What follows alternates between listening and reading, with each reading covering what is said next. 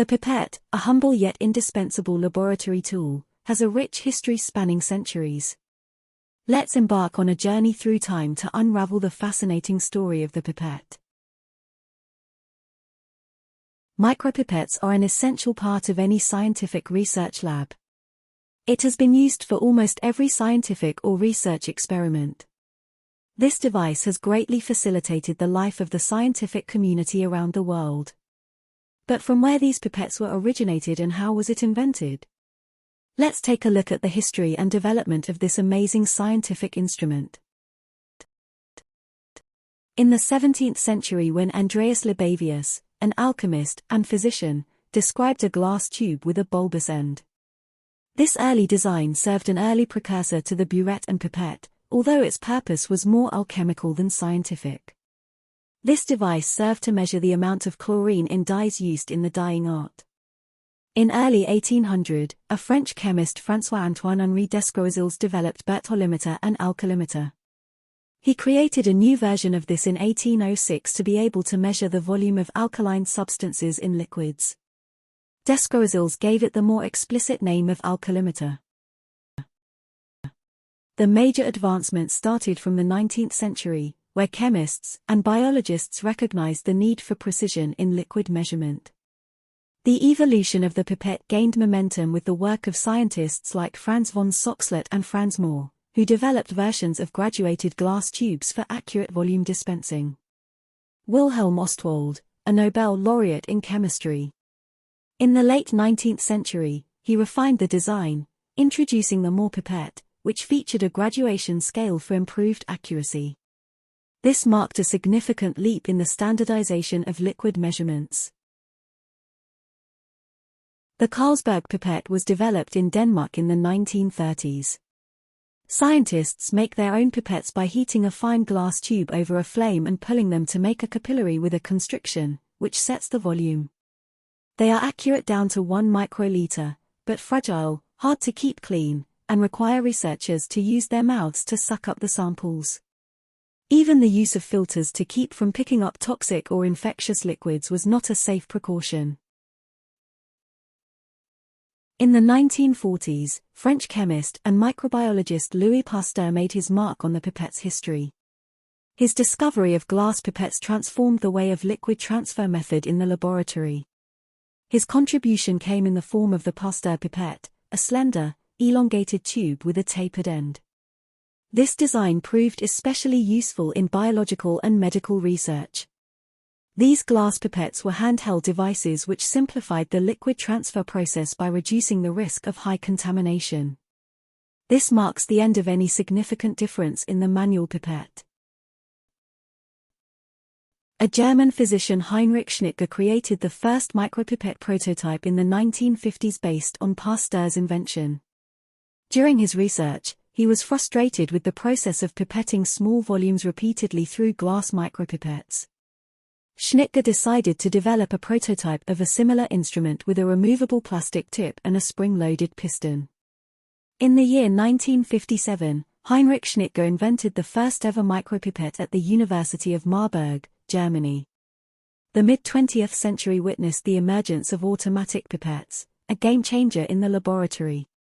These devices allowed for more precise and efficient liquid handling, reducing the margin of error in experiments and analyses. Schnittger's prototype consisted of the majority of the features existing in today's version of the micropipette. Later, Schnittger went on to add different mechanical measures for accurate and easier repetitive pipetting. 6 months after the invention, Schnittger applied for a patent for his product in Germany by using the first prototype he created. His application, dated May 1957, entitled Vorrichtung zum schnellen und exakten Pipettieren kleiner Flüssigkeitsmengen, having English translation as Device for the Fast and Exact Pipetting of Small Liquid Volumes, was approved on the 24th of April, 1961. In the 1960s, the German-based biotechnology company Eppendorf purchased the rights to micropipettes and began mass-producing the product. Because of this, the cost of micropipettes has been greatly reduced, making them available to everyone around the world. However, this was not the end for the innovation. In the 1970s, U.S. scientists Warren Gilson and Henry Lardy from Wisconsin further improved the micropipette. They created an adaptable format for micropipettes. This feature allowed users to adjust the amount of liquid according to their experimental needs. Still, there was much needed transformation in the history of automatic pipette. In the early stages of pipette development, the primary focus was on addressing the challenges associated with pipetting single liquids accurately. Once solutions were devised for this, scientists and researchers recognized the need for increased efficiency in liquid handling. This recognition paved the way for the development of multi-channel pipettes, allowing for the simultaneous transfer of multiple samples. The advent of multi-channel pipettes marked a significant advancement in laboratory practices, enabling scientists to streamline their workflows and increase productivity. In 1984, pipette manufacturer Cap Denmark launched the first multi-channel pipette. This helped pipette multiple samples at once and eliminated cross-contamination between samples and bacteria passing through the pipette. As technology advanced, so did the pipette. In the 21st century, the electronic pipettes were invented. It includes a motor that precisely adjusts the aspiration and dispensing speed, which reduces air bubbles and barrel contamination. Moreover, repeater pipettes reduce measurement errors in experiments with many samples and replicate. In recent decades, electronic and digital offer programmable features and enhancing reproducibility in experiments. These innovations have further elevated the precision and efficiency of liquid handling.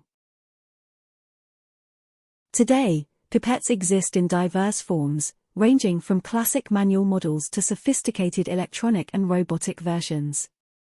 These instruments prove indispensable in molecular biology, chemistry, and medical research, contributing significantly to numerous scientific breakthroughs.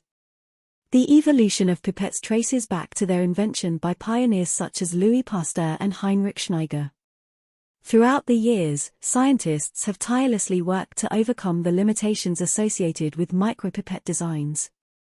The result has been the development of sophisticated automated models, including those with adjustable spacers, multi-channel capabilities, and even Bluetooth connectivity. Today, these advanced pipettes stand out as some of the most notable laboratory instruments in the field of scientific liquid handling research. Have you seen any artificial intelligence-based pipette? As we conclude our journey through the history of the pipette, we look ahead to the future.